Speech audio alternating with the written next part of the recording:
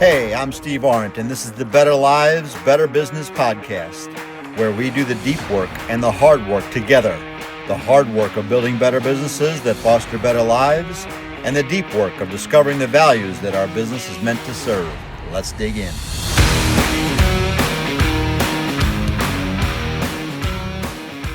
Hey, Steve Arendt here. Thank you for being with us today in this next episode. A couple of episodes ago, I talked about three types of work. The work of doing what has to be done. In other words, the cogs of the wheels. You got to get out there and you got to deliver your product. You got to sweep the floors. You got to make your widgets, whatever. Those are the things that make your business go day in and day out. If that doesn't happen, your business screeches to a halt immediately. The second type of work is the deep work. The deep work of stepping back as a leader to make your organization run more efficiently. Stepping back away from the cogs of the work, the business, so that you can analyze it, make it run more efficiently, make it become a better place. And the third level of work was the deepest work of all. I called the deep, deep end of the pool. That was that work of doing work on yourself as a leader so that you can show up better for everybody in your life and they'll want to follow you and implement everything that you talk about, or most things you talk about, and become much more efficient at doing the cogs of the wheel work in your business.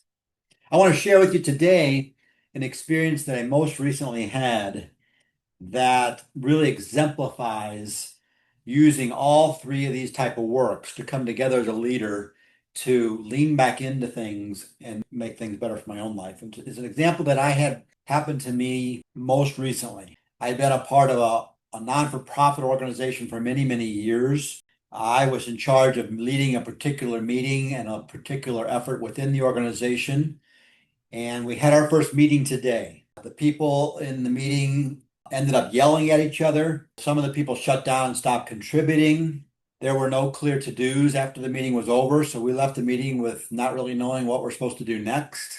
And I was highly frustrated and angry. So I walked away, felt like I got nothing done, no cogs of the wheel type of work done.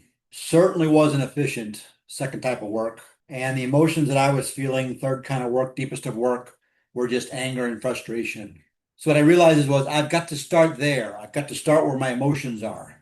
I'm angry, I'm frustrated, and I kept pointing the finger to everybody else and grumbling up a storm, talking to Becky, my wife. Grumble, grumble, grumble, grumble. What I realized after about 30 minutes was this is getting me nowhere. All I'm doing is just feeding the fire of frustration and anger. It's not serving anything. It's not getting the cogs of the wheels done. It's not making my organization run more smoothly. I've got to stop. I've got to do a different kind of really deep work. The deepest of deep work, I've got to look at this differently. What are my emotions telling me? That was the first question I asked me. What can I learn from this experience? And when I backed away and took the time to stop, get quiet, and reflect on that meeting, I realized that me as a leader in that meeting, I failed. First step, I had to admit that I failed. Second step, as a leader, what didn't I do right? And what am I committed to doing from what I learned here in the next meeting? Or reaching out to the people that were in that meeting today and having a conversation with them. I realized in the particular meeting that we had, it wasn't clear who the leader was. Although we met and I was officially on paper the leader of that particular meeting or this particular effort, they all knew that. The president of the organization walked in, and his mere presence there confused that. It confused me. I didn't know who was the leader. It certainly confused the people there. That was our first mistake. I didn't make clear who the leader of this meeting was. I didn't make clear from the very beginning of the meeting all the things we're going to be doing in the next few months. What are the crystal clear deliverables, the measurable deliverables?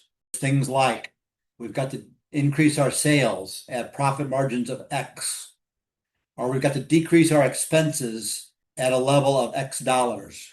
Those are measurable deliverables. And in this case, I didn't put any deliverables out there. So we were a little bit lost in our conversation. The conversation went all over the place.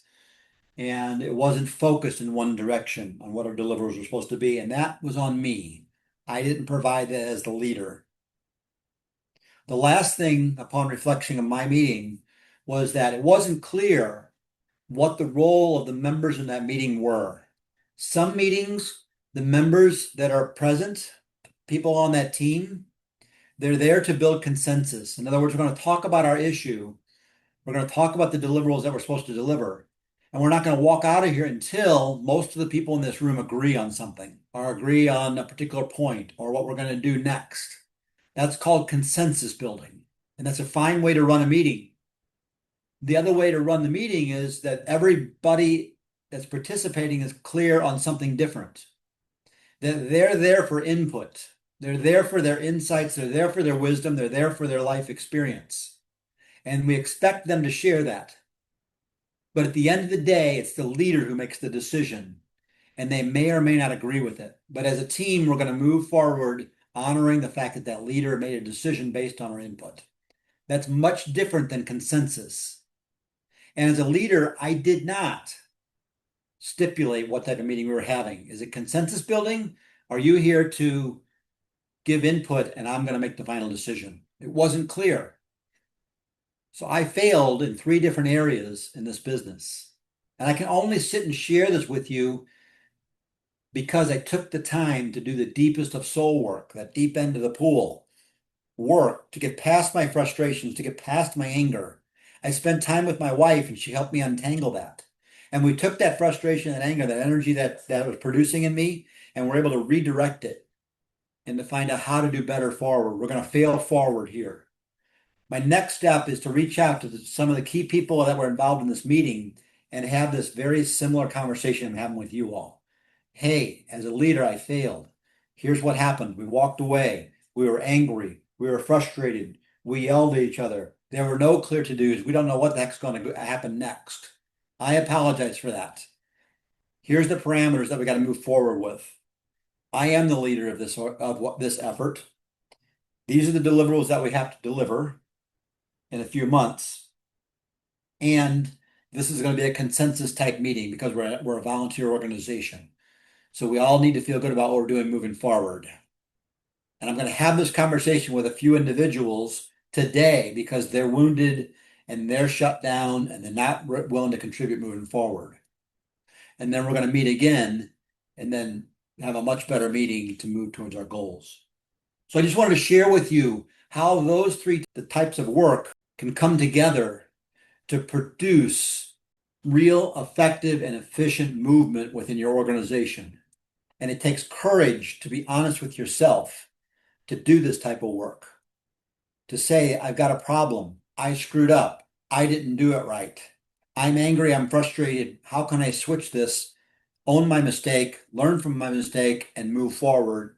And then probably last step, let all the people on my team know exactly that so that we can move forward. I'm Steve Arendt. We're here for better lives and better business, and I wish you a great day.